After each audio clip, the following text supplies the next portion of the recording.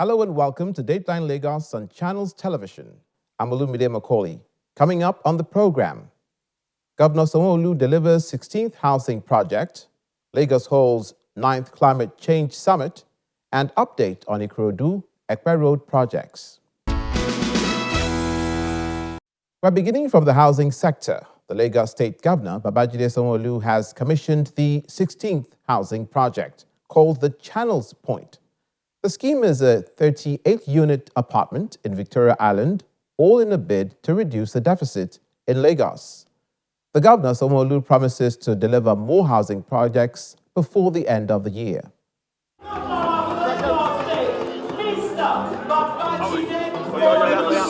Governor Babajide Sanwo-Olu is at Victoria Island to commission Channels Point Apartments, the 16th housing project completed in the last 3 years of his administration.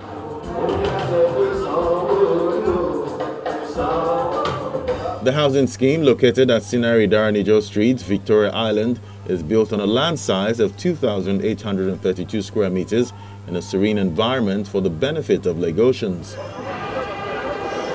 The project is jointly developed by the Lagos State Development and Property Corporation and Brook Assets and Resources Limited to reduce the housing deficit in Lagos. It consists of 2 blocks of 38 units, 2 and 3 bedroom flats on a land size of 2,832 square meters. Here on these 2 plots of land, we add bungalows that house just 2 different families. We are glad that through this joint venture, we are able to deliver 38 family residential units of commensurate value and quality. Under the administration of Mr. Governor, we have completed and delivered some joint venture projects, such as Scotland Luxury Villa, Bayview Estate, and Lekki Apartments, all in the Lekki area of Lagos. In the next 18 months, we hope to deliver other joint ventures projects, including Iconic Towers, Ilopeju Gardens, Amazing Grace, and Kefi Suites. We are elated about the fact that our partnership with the private sector is really yielding positive results in the interest of the good people of Lagos State. It is a luxury accommodation for the comfort of the Alatees.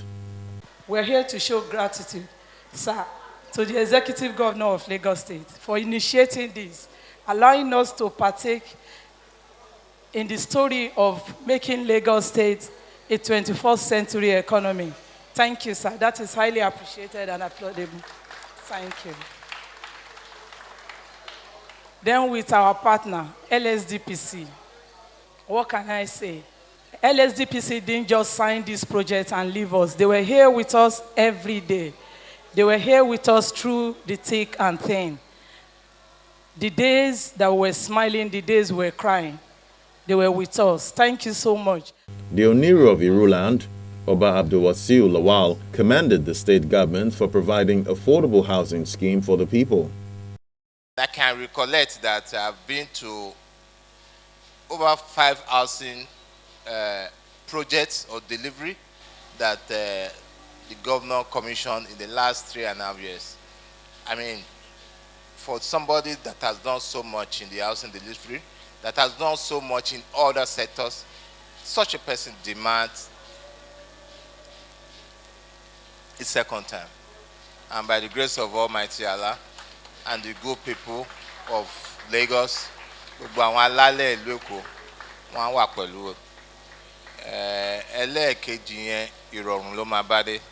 let us look at how we can improve on the land value capture concept.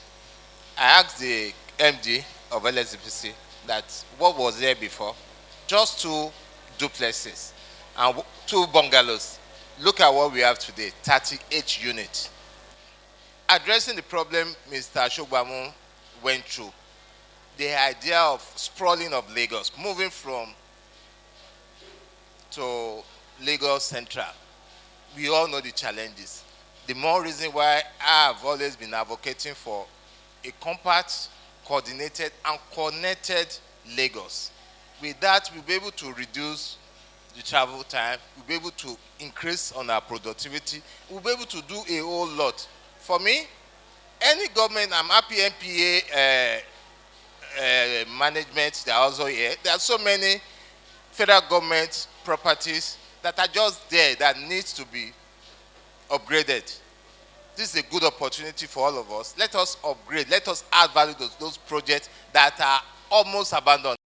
Governor Sanwo-Olu says the urban renewal agenda for Lagos is still on course, and the goal is to provide modern housing for residents. Today is about the Channel Point apartments, which I was humbled to have initiated several years ago. Ms. Lanre, as she said, she stood her ground. She competed with other developers at that time. But our design and our commitment stood out. I think this is the 15th or the 16th housing project that we have handed over to our citizens. And I want to assure you that there's still a whole lot more that we'll have.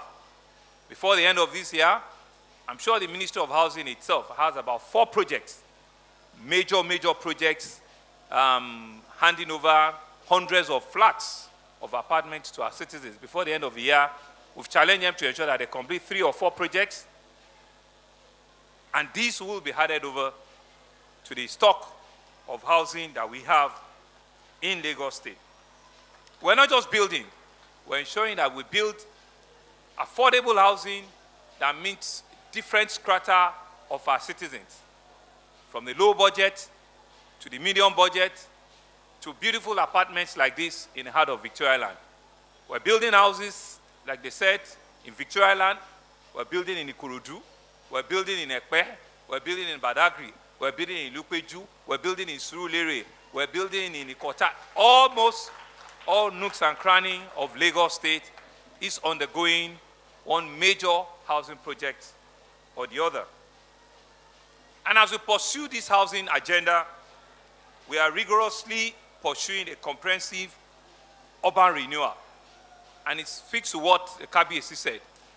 Lagos continues to remain home to over 22, 23 million people, and the number is growing on a daily basis. And so we need to think out of the box.